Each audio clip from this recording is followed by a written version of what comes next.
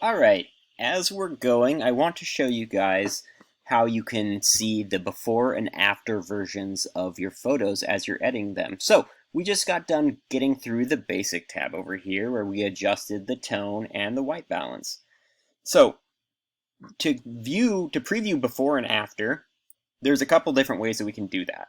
The way I like to do it is with the keyboard shortcut. So it's the backslash key, which on a Mac, I actually believe on Windows as well, it's right below the delete key. It's the slash key where it goes from top left to bottom right. So if I click that key, it will show me before, and we can see that right here, it says before, and after says nothing. So just with the little tiny adjustments that we've done in the basic adjustment, look where my image came from, and look at where it has gone. This is evidence right here that digital cameras, while they're great, they're not intended to make photos that don't need editing. I think it's funny, sometimes I talk to students and they say, I take these photos and I don't even need to edit them because they're just so good. Well, a digital camera isn't really designed to make images the way that we want them to be seen.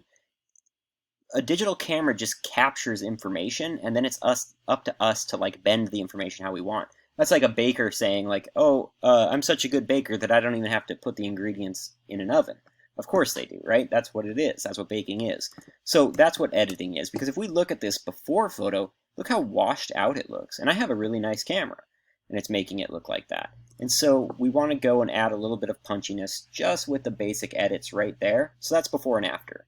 The other thing that I want to show you is there's the before and after tab down here where we can see different versions of before and after. So I could say before and after left, right, so we can see before and after in the same window. We could click and go so that they're connected. This is after, this is before. We also could just click on this window and it'll show us the different ways of previewing this information. If you ever want to go back to just the loop view, you can just hit loop view. So that's before and after. I think it's really helpful.